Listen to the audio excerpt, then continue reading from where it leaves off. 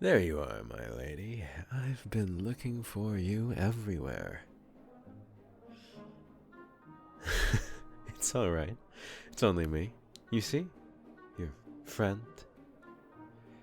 We did agree the last time we met that we were, at the very least, friends, didn't we?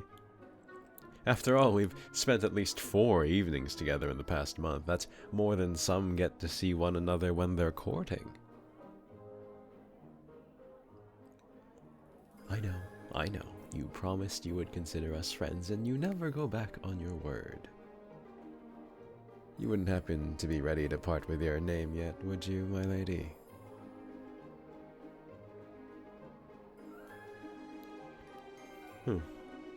As I thought. I'll let you keep that particular mystery, for now. Instead, maybe you can tell me what had you so terribly lost in thought when I approached. I don't even think you heard me coming until I was right next to you.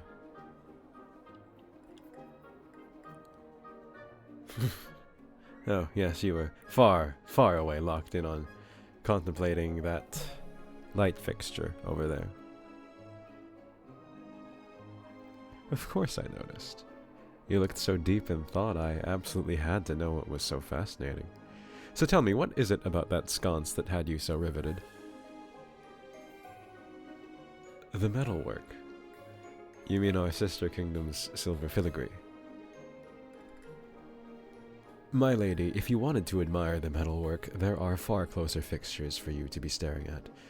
There's silver in the candelabras on the tables, for that matter. No, there was something else. What's the real reason you were looking?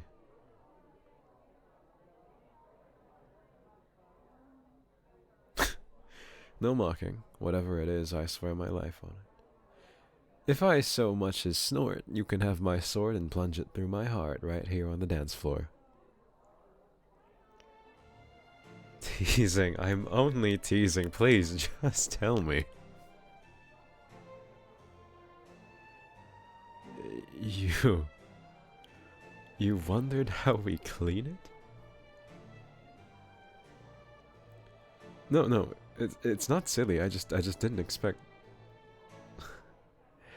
It's not a question anyone's ever asked me before. You're lucky I witnessed it recently, or else I wouldn't be able to tell you. Do you see those hooks up near the ceiling by the tallest balconies? With the little pulleys on them. Feed some ropes through at the top, then tie a board at the bottom, and you can get a man up and down that wall to clean any fixtures needed.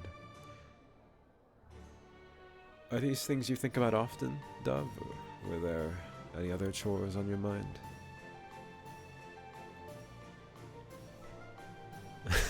Mopping the ballroom. How many people? I'm sorry. I'm not mocking you, Dove. I promise. You just surprised me again. It's not a usual question. The places your mind goes. We've got a team of people who come in here for mopping. It would be insanity to ask just one person to do this whole room. I can't imagine that.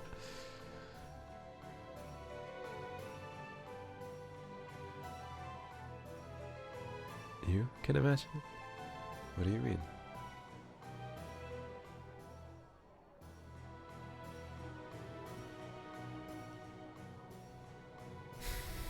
Yes, I suppose 5 balls in 5 weeks is quite a bit of work for the staff. I know we've had to hire on more temporary help while we have our little season here, but I honestly haven't heard many complaints. A couple of grumbles here and there, perhaps, but nothing I wouldn't hear on a daily basis anyway. It seems to me that all the staff here have been truly happy to help. They want their prince to find the lady he's been searching for. Yes, my lady. Searching. I have spent this past week, as I had the 3 weeks before it, looking for a ghost. An apparition in my court, a spirit who appears an hour into the festivities each time we open our doors and then vanishes just before midnight, leaving no trace. You can see how that might be a bit frustrating, can't you, Dove?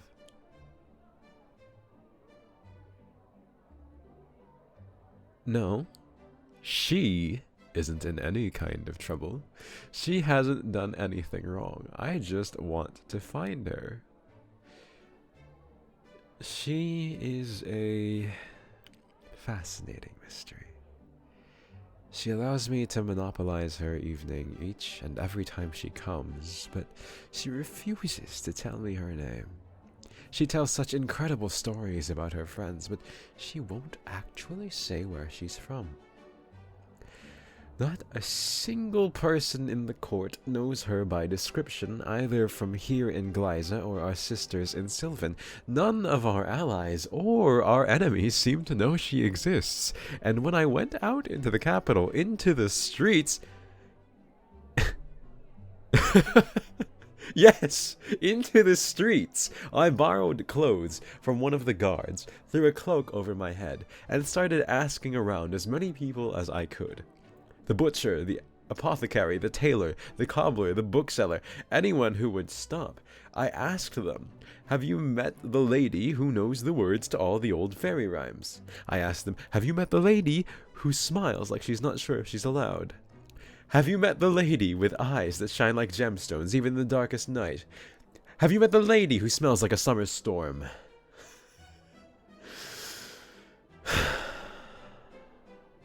And do you know what they said?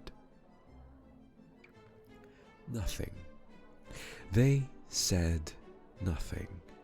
Not a single person in this kingdom, highborn or low, knows where to find my apparition.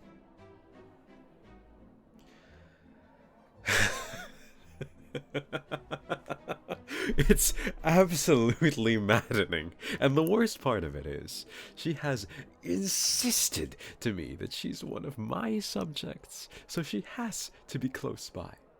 How could it be possible that not a soul in either of the mirrored kingdoms can tell me who she is? Unremarkable beyond the ballroom. Is that meant to be a joke? Because I don't find it very funny. My apparition is not someone who could simply go unnoticed, no matter who she is outside of here. Oh, you think differently, do you? You know, you seem quite determined to convince me she isn't worth my time. What do you mean? What if she isn't?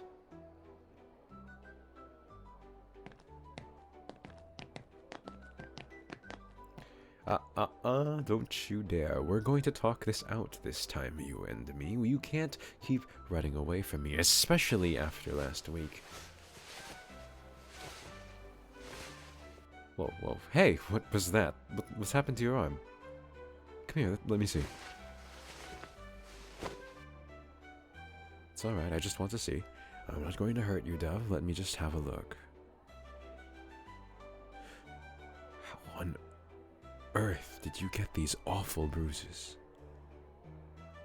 They're in the shape of fingers, like someone grabbed you.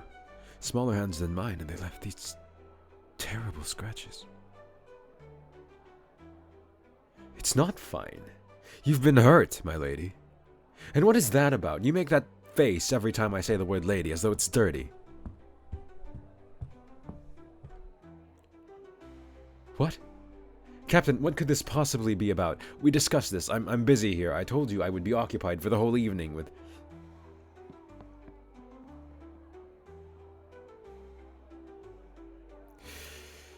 What about some fussy mother is my problem, Captain? You should be able to handle this with security. You don't need my input.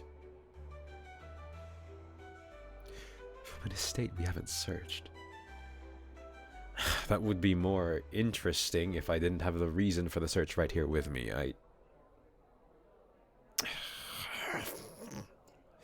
And once again, she gives me the slip.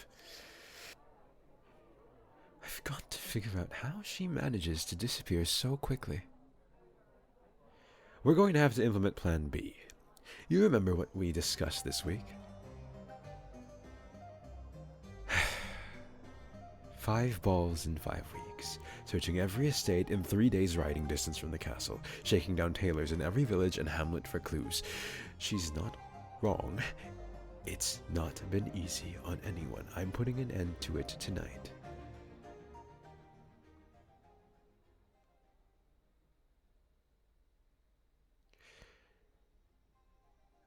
I should have known you would choose the balcony overlooking the stables for a hiding place. It's all right, my lady. It's just me, your friend. I didn't mean to scare you again. Perhaps I should wear a bell. Maybe we can get a matching set, given your favorite pastime of running away from me.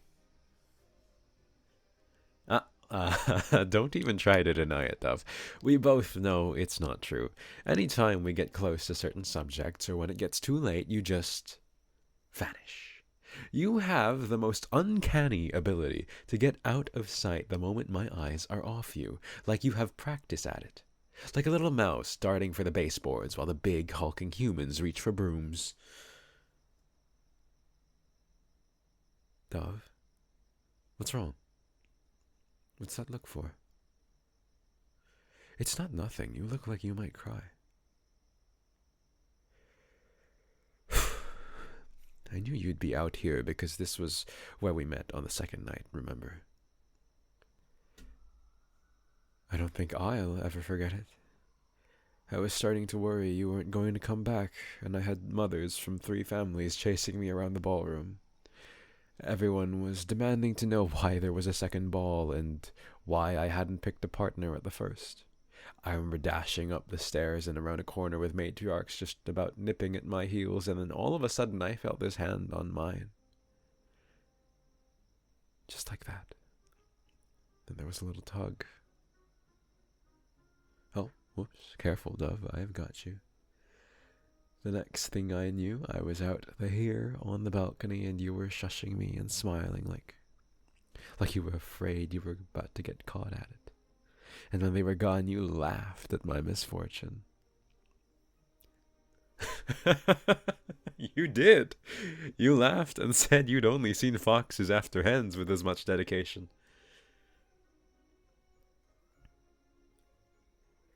And then you told me you came out here because all the others were avoiding this balcony. It's close enough to the stables that the smells drifting up tend to discourage those with more delicate sensibilities. But you don't mind so much because they reminded you of riding trips with your father when you were young.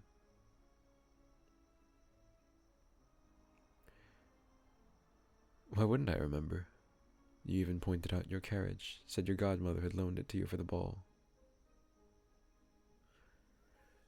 I had hoped, after I saw how unique it looked, that I'd be able to find you at last.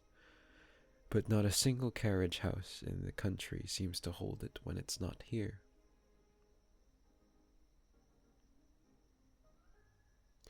Dove, you knew very well who I was talking about in the ballroom. You've known for weeks now how desperate I've been to find you. Yes, I have. In all the 12 hells, haven't I made it obvious? I feel like I'm interrogating you every time we speak. Do you know that? I hoard every scrap of information you give me like a jealous dragon. You lost your father young, and you've grown up with sisters, though you don't seem to be very close since you barely talk about them. You're one of my subjects, you live close enough to come by carriage, you hate embroidery with a passion, there's an orchard nearby where you meet some of your friends, you walk down to the pond behind your house sometimes to read under the willow tree by the shore. Every time I learn something new, I rack my brain and pore over maps to see if I can plot the course to wherever you must go when you vanish. But you are a cunning creature, because no matter what I do, I can't track you down.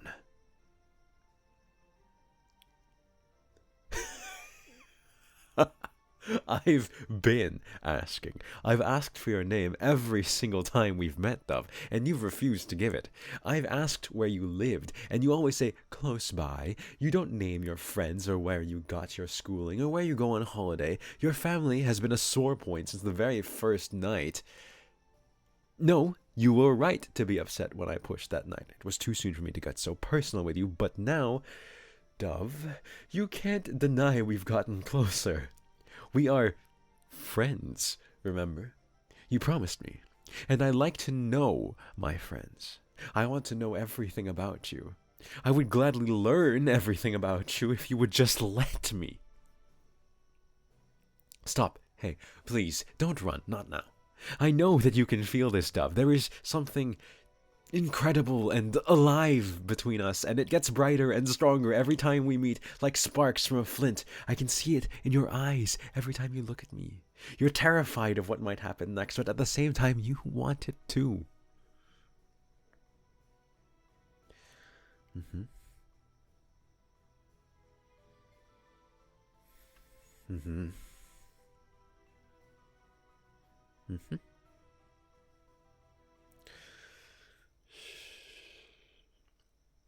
Shh, Dove, it's all right. Just look at me. At me, not behind me. Come on. Mm-hmm. There you go. There's those gorgeous eyes. Now take a breath from me, nice and slow.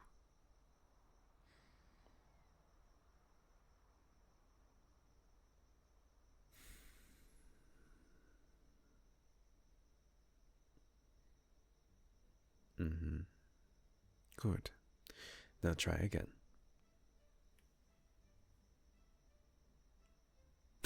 I think dodging my questions is putting it mildly.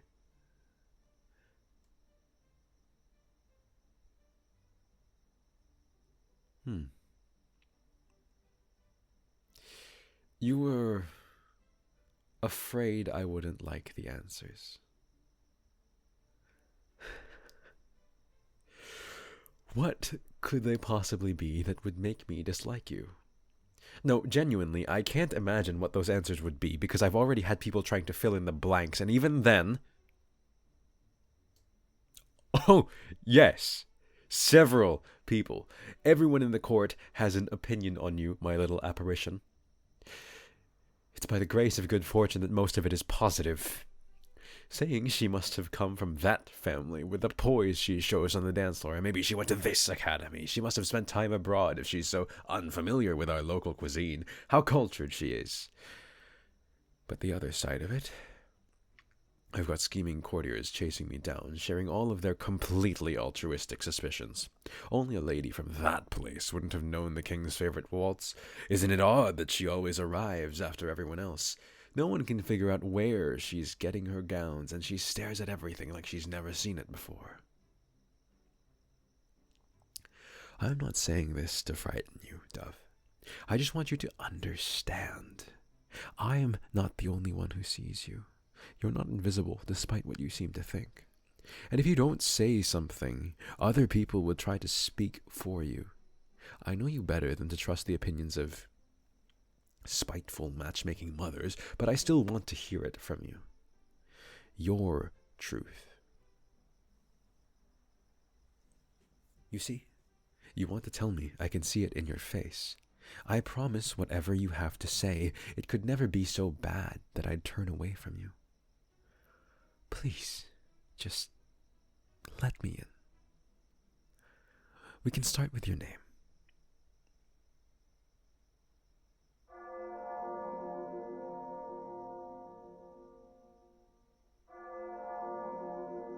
Can you please stop this? I told you, it doesn't matter.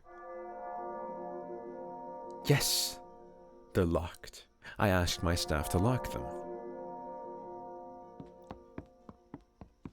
Are you really so against staying after midnight that you'd risk spraining an ankle jumping down from here? My lady...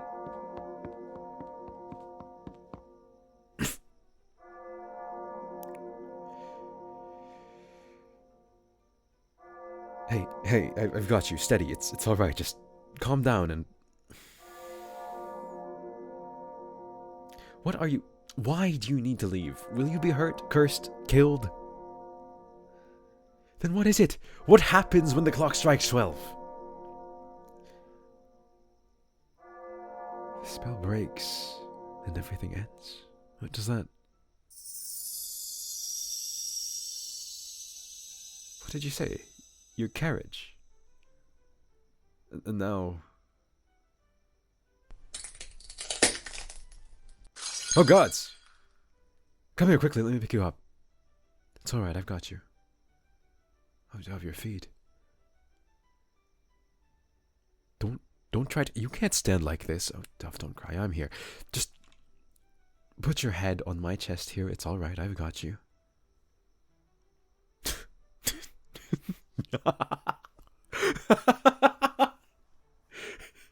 I don't care if you're getting my shirt dirty. Are you mad? Am I supposed to leave you standing there in a pile of broken glass? You know what? Actually, don't answer that. I'm beginning to suspect I know what you'll say. We need to get you bandaged up. Hold on. Could you knock for me, Dove? I've got my hands full.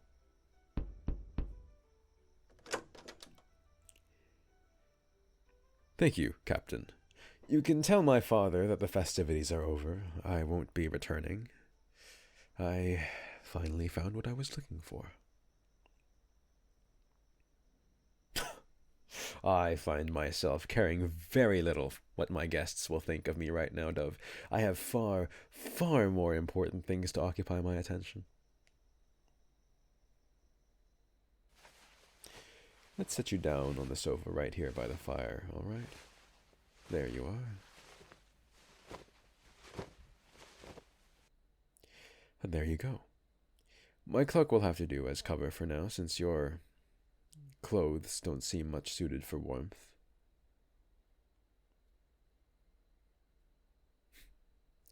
Yes, rags are a more appropriate word, I suppose. I know I left some over here after fencing. There we are. Here, why don't you prop up your feet like this? Don't worry about the cushions, they can be replaced. I'm more worried about you. Why do you think, Duff? Hold this for a moment for me, would you?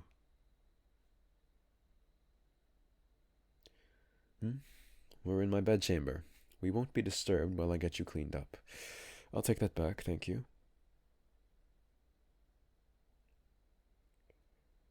So, do I get to know your name at last?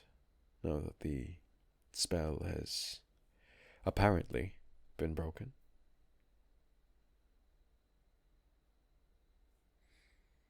Say it one more time for me.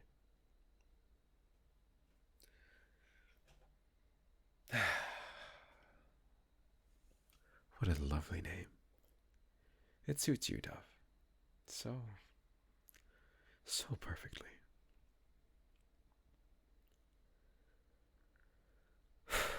Alright, this is going to sting a bit while I clean it. You can hang on to my shoulder if it hurts.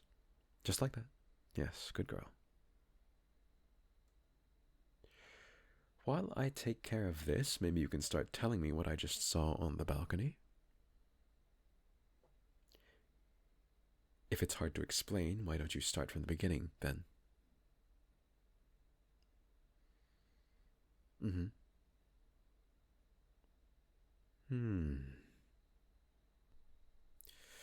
I remember, yes.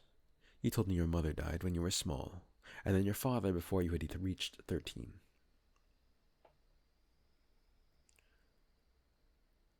I see.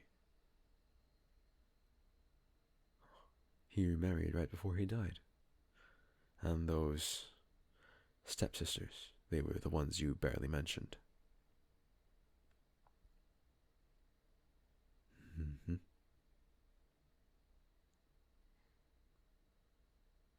Hmm. Hmm? Hmm? Wait. Earn your keep? She said that. And you weren't even.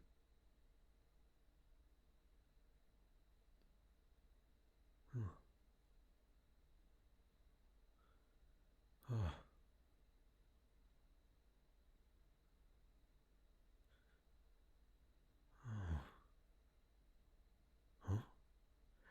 When you said you could imagine one person mopping the ballroom by themselves. With lye? And your bare hands? What kind of monster?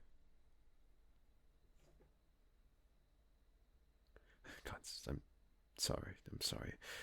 I know it hurts, but I've got to get these shards of glass out of your skin before I can wrap this up. Just grip my shoulder tighter, Dove. There you go, you've got it.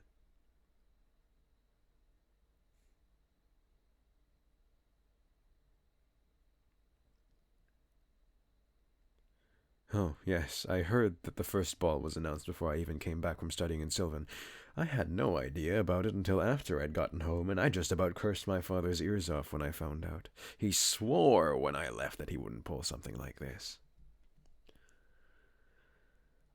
The only blessing I can see in it is that it gave you time to prepare.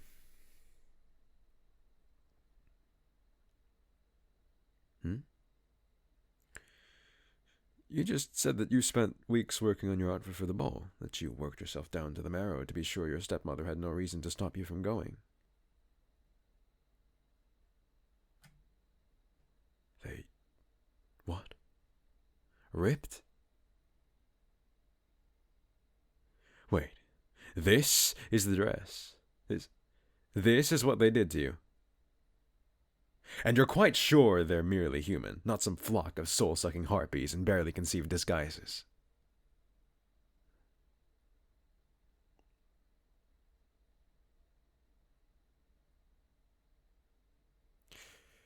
Alnessa tore the neckline all the way through the shoulder, making it hang loose and almost wrenching your arm. And Tradella yanked off the sash so hard that you fell and skinned your leg. Your stepmother, she tried to break your hand with her heel while you were on the ground. You managed to move in time, but then she stepped on the hem of your dress when you tried to get away and tore it so badly your hip showed through. Stars, that bruise. She broke the broom on your... Oh, Dove, I'm sorry. I'm so sorry. I don't know what just... There must still be magic in that glass. I felt like I was there. I could almost see it myself. Oh, look, it's okay. Everything's all right. It's over now. You're here with me. Those tears will be the death of me. God, my hands are bloody. Hold on, let me just...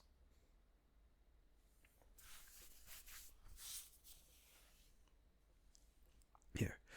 I'm going to sit with you. Come here, Dove. It's all right. Just lay against me. Let me pull you close like this. I've got my arms around you, and you can rest your head on my chest. There you are. Just relax. Just breathe.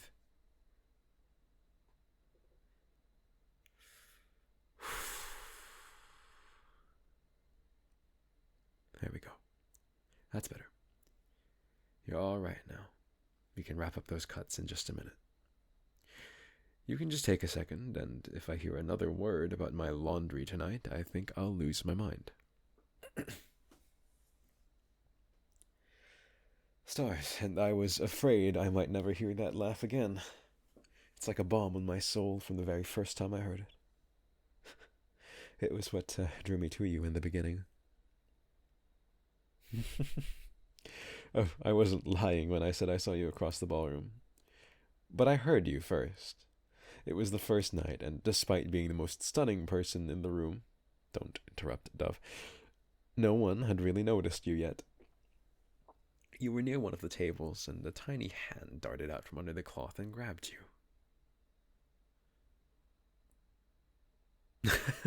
Yes, that was my little cousin Lysander. He was supposed to be in bed, but his mother lost track of him and he snuck out to see the ball.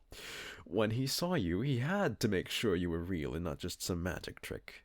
That is exactly what Lysander told me the next day, by the way, word for word. What have I said about interrupting? When you saw that you weren't being attacked, you laughed. It was like you surprised yourself, but it was so joyful and bright. I was half the ballroom away, and it wasn't even that loud, but it called to me. I turned to see what it was, and there you were, giggling and throwing around little glances as you snuck profiteroles off the table and under it, into Lysander's waiting hands.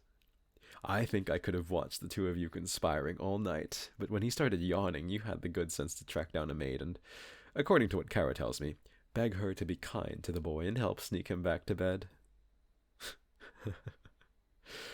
I remember thinking, of all the lords and ladies here vying for attention, were there any who would have taken the time to entertain a child they didn't know? You look so surprised. Did you think I only liked talking to you because you were wearing a pretty dress? It's alright, Dove. You don't have to defend yourself. I know you don't think so badly of me. I've got a suspicion I know who you think badly of. I'm sorry, I've gotten you off track. You were telling me how you got to the first ball.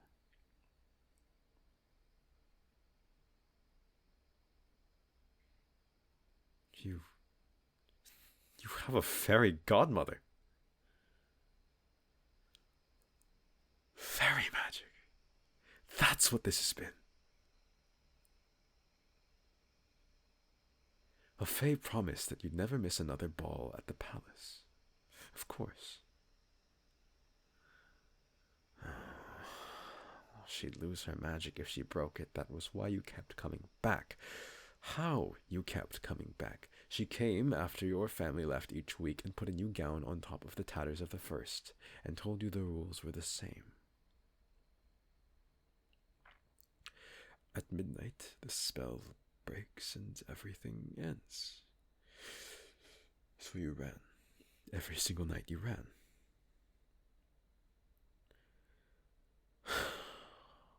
That is the part I don't understand. I can accept fairies and spells and magic, especially after what I just witnessed. But why did you run? Why did you keep running? Perhaps on the first night I could understand, but after we got to know one another, once we started getting closer... Kind? You thought I was being kind? Are you joking? No, don't move. I still haven't wrapped those... You're alright, I'm sorry. I'm not angry, you don't have to go anywhere. I just... Kind? You can't believe that, Dove. You can't.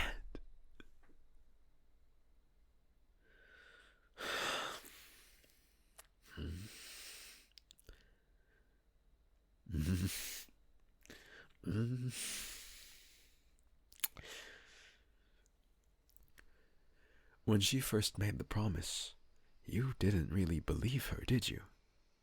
You barely believed she was there. Even one night away from your family sounded impossible. It was a shock, then, when she came back the next week, and the week after that.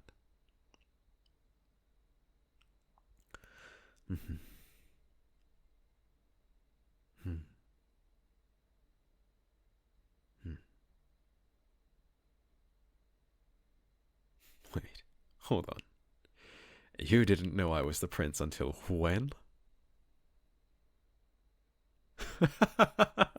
Don't be embarrassed, Dove. It's alright, that explains why you were so different in the mirror maze. Why it was so hard to find you that night. You were hiding. You really found it so shocking that I wanted to talk to you. No one else does. But you have all your friends, don't you? The girls you laugh with by the willow tree, your guards, the gossipy old hens you told me about, the...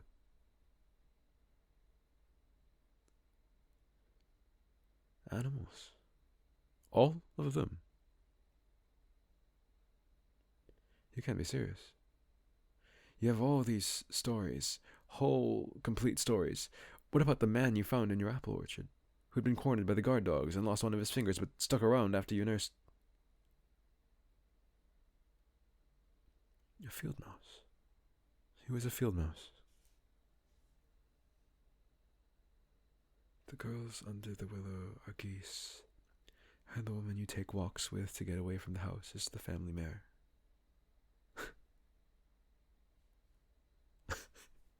The hens are real hens, and the brawny guard and the scrawny guard who constantly bicker are the dogs who trap the mouse. And yet, I could have sworn they were all real people from the way you spoke of them. Better with animals than people. Perhaps. Or maybe you've got more practice with one than the other. After all, I'm people and you don't have any problems with me. Is that why no one I asked could recognize you? You weren't allowed off the estate? Or was that more fairy magic?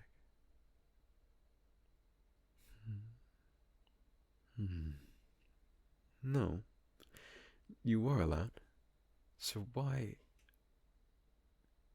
I highly doubt that's the case. I told you before, I can't imagine you being that unremarkable. I'm sorry? The search went poorly because I was flattering you with my descriptions. Dull. Dowdy. Insufferable. Am I talking to you, Dove, or to your stepmother? Good gods, how long has she been filling your head with these vile, poisonous lies? No, Dove, don't even try. You're not going anywhere. I've got you pinned right here. Now look at me. Look at me. That's right. I don't know what kinds of filth your stepmother has said to you, but I do know that not a single word of it is true. I'm going to tell you what is. Your smile lights up that entire ballroom. No, don't look away, I mean it. I've seen it happen. You have such a quick and stunning wit. Half the time when you make a joke, it catches me off guard, and I can't help laughing. The stories you tell captivate me, so much so that I find myself dreaming of adventures in your orchard even when you're not here.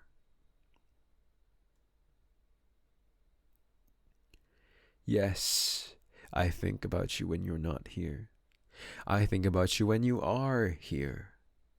You're constantly on my mind, Dove, and I'm quite unwilling to let you go.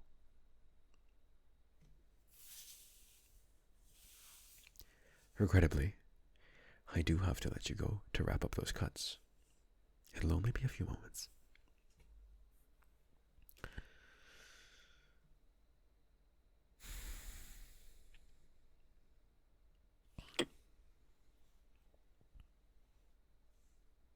I think sometimes it's easier for you to think of yourself as invisible. It's easier to say you're unseen than to say you're just not wanted. You feel eyes pass over you. Your outstretched hand goes ignored, and you think, well, if I weren't so invisible.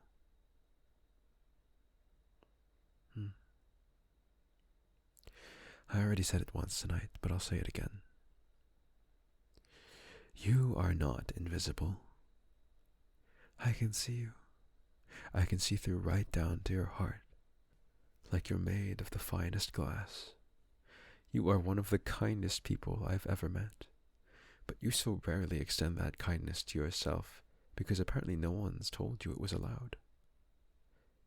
It kills me to see. Maybe that's why you thought I was being kind. You truly had no frame of reference.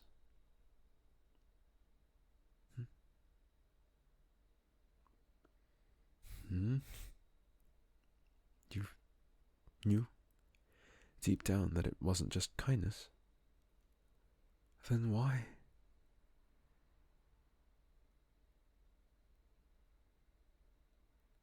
It was easy to believe in the moment that I felt the same things when I looked at you. But when you were alone, all those poisonous things your stepmother said would come creeping back in.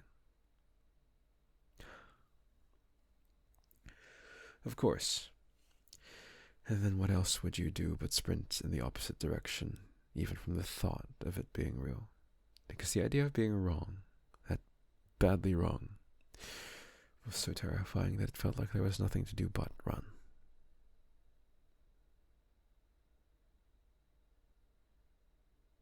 It was easy to forget the fear when I looked at you.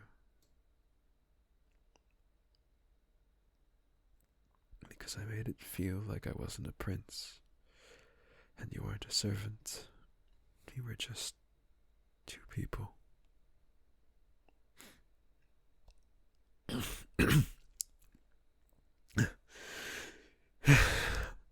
Alright, I think that's as far as my field dressing skills will take me.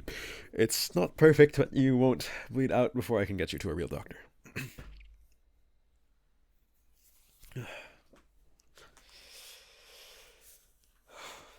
Here, let me sit beside you again.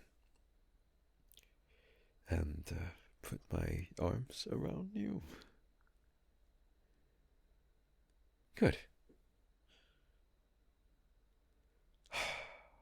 Oh, that's better. I feel like I itch if I get too far from you. It's true. And the longer I go without seeing you, the worse it gets. Why do you think I was so relieved when I finally caught you on the third night? That was when I started to wonder if you really were an apparition. You didn't arrive until late, and when you did, I could only catch glimpses of you. I almost thought... When you disappeared into the mirror maze, I wondered if you were a changeling trying to lead me away to the Fae. You led me on a merry little chase that night.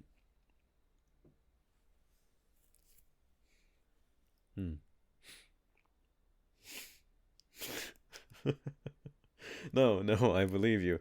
Hearing your side of it now, I know you didn't do it on purpose. I don't think you understand what that means, though, Dove. Without even trying, you had me hooked.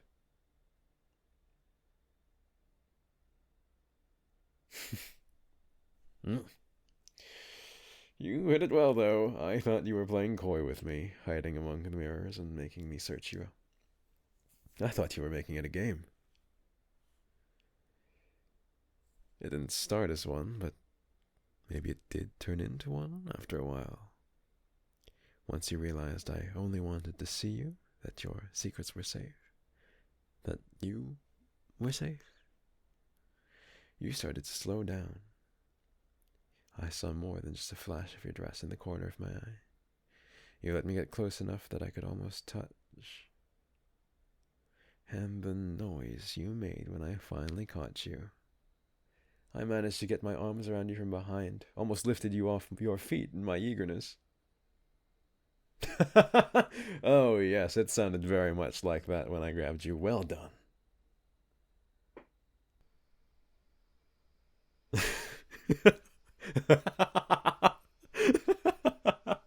Tell you what, if you agree to a matching one, I'll start wearing a bell just for you. That way you'll always hear me coming, and I'll be able to find you when you decide to disappear. That was something we talked about, too, in the mirror maze. Disappearing. Well, I think I was the one who brought it up first, wasn't I?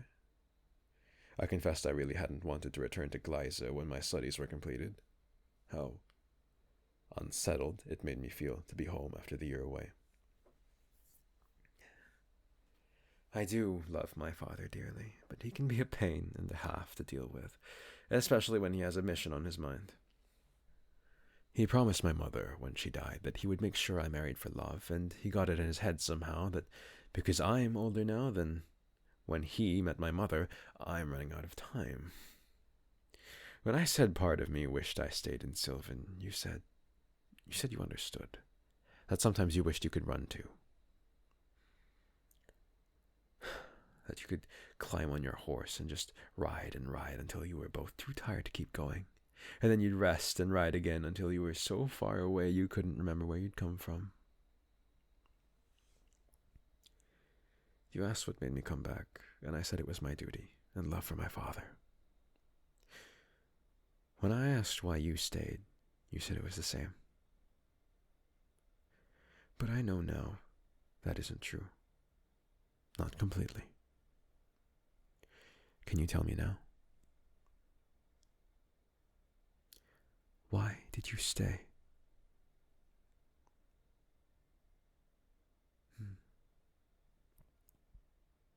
No, no, Dove, it's not silly. Hope is never, ever silly. How can it be? It's so easy to give in to despair. Hoping is one of the bravest things you can do. My father used to tell me Hope had dirt under her nails and blood in her teeth from fighting just to stay alive. You said you hoped that someday you would find something that made staying worth it.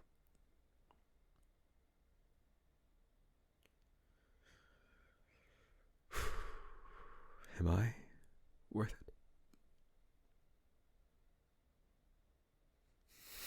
It is not a moot point. You said it yourself earlier. We are just two people. Yes, my father is a third, and he's been helping me reel you back in from the beginning. Are you not listening, Duff? Do you think I have so much power in this kingdom that I, alone, could tie up the castle and the courtiers for 2 entire fortnights? Do you think my father chases me down after every ball to box my ears? He's the one who suggested we keep hosting them to keep bringing you back. He does chase me down, but it's to tell me about his latest idea about where my little apparition could possibly be from, and how his advisors found a loophole in court law that says I could marry a duck if that's what you turned out to be.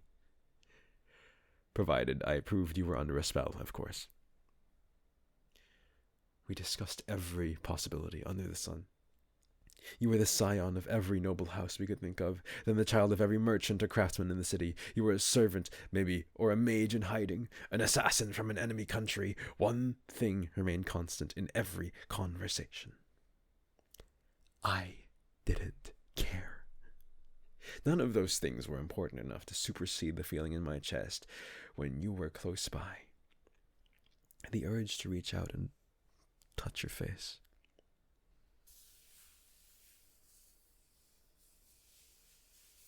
Or turn your face up to mine and make you look at me, so I can see the stars that shine out of your eyes, the way your lips part, feel the heat from your cheek on my hand. None of the rest of it matters. I just want you.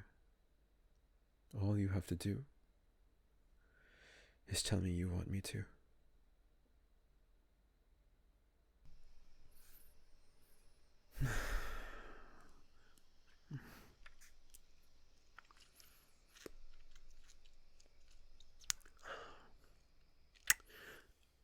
I don't care if you don't have a title.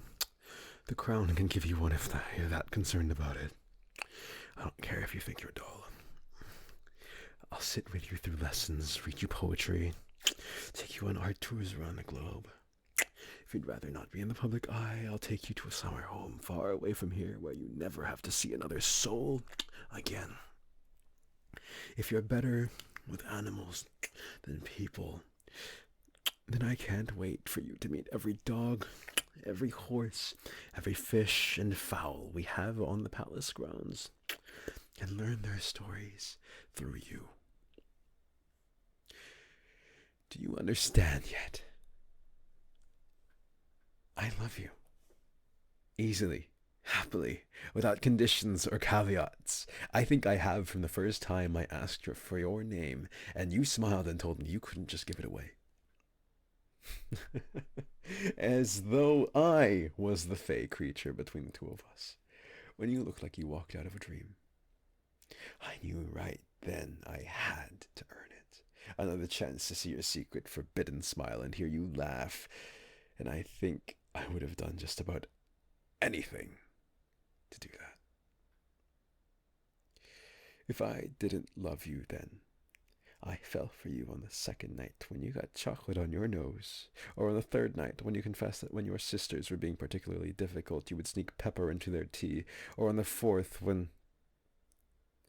Yes, I can and I will. God odds you have gotten so used to talking to yourself and your chickens that you started to forget that other people have thoughts and opinions that don't exist inside your head. You decide every blessing is a curse in disguise so it doesn't catch you off guard when everything starts to crumble. But it's not going to. There are no other shoes to drop, Dove. They literally shattered underneath your feet. Please, just trust that I love you.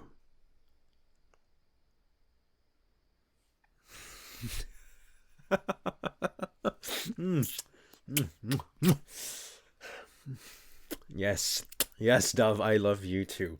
Stars, so much, so much. Come here. We'll get you seen by the doctor and get you some clothes. I'll introduce you to my father. Oh, don't make that face. He already loves you.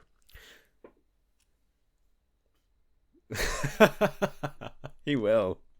He'll get to know you and be very happy he loved you the whole time. And he'll agree with me that we need to keep you as far away from your stepfamily as possible. You are never, ever going back there. We can bring your friends to the palace and send a steward to take care of the estate, but you won't ever see it again if you don't want to.